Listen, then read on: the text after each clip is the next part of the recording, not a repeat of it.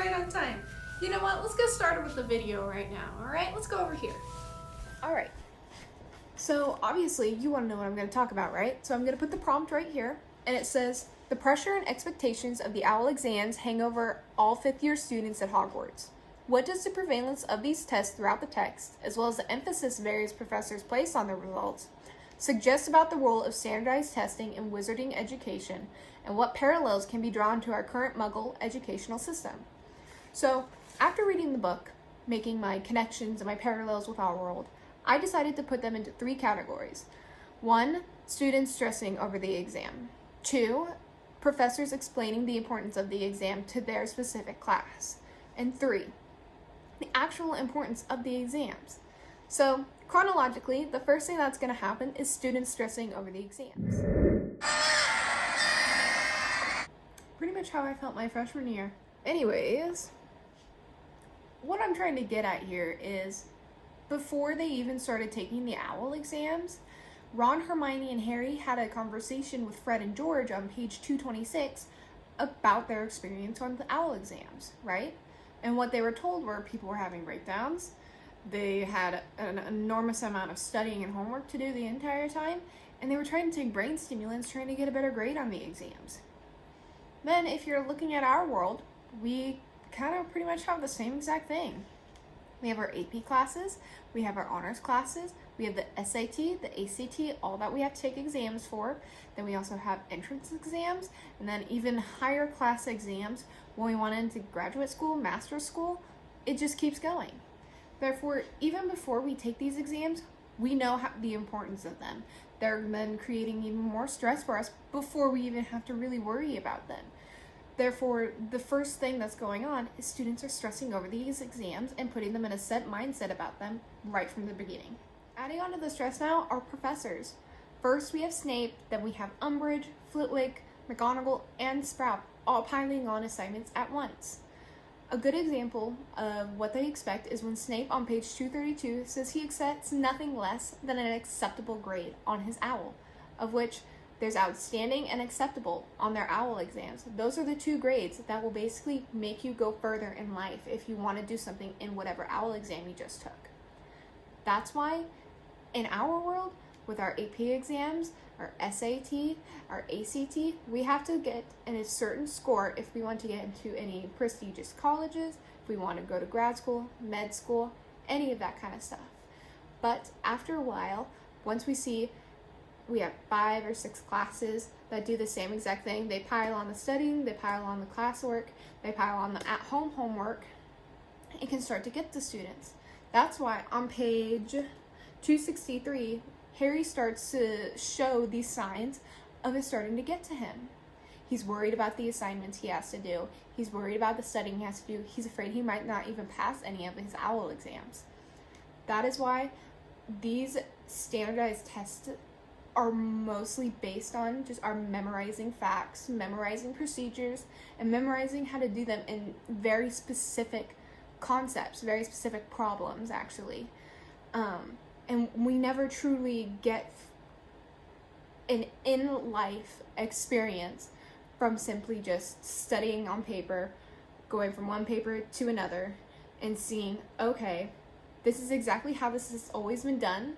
I know how to get the answer correctly, but if I go in the real world and try and apply it, there are going to be roadblocks that I've never experienced and I never know what to do with because I've only been studying the theory in one way and applying it in one way.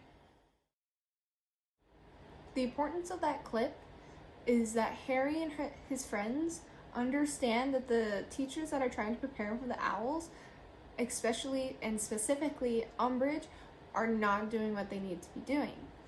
Umbridge says that she believes if you study the theory enough and you practice it in a controlled environment, then you should be able to go out into the real world and execute it correctly. Well, they understand that this is not correct, that it's not going to actually work for them. Therefore, they create their own alliance and they practice it on their own, physically practicing the spells that they need to do. And that's why on page 606, Harry's wondering how Umbridge is actually going to react when everybody that's there that's been practicing is going to pass their Defense Against Dark Arts owl with like flying colors. He's wondering how she's going to react to it. It's because of those physical movements and running through the many situations over and over again that engrave it into their brain.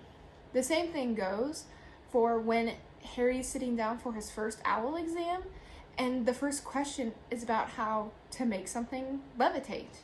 And the first thing that comes to mind is when they were in the bathroom with the troll in their first year. And it's events like those that help us really remember how things worked, what didn't work, how we need to change it, and how we can improve on it. This is a very big flaw in our standardized testing in my eyes. With science, math, all of those STEM type subjects, we are given concepts, equations, and such that follow certain rules in a way, right? And then we are given problems that have specific equations and rules that need to be followed as well. Well, once we probably pick up on patterns that these problems are going to be the same, it's easier to be like, okay, I know how to do this. I can get the correct answer and write it on paper. But when we're asked to physically build something, create something, do a math problem, possibly in real life with real life applications, that's when the difficulty comes, because this isn't the one type of problem that we've known how to do it all through high school or all through college, right? And that's why we need to implement more of a practical and physical part into our exams.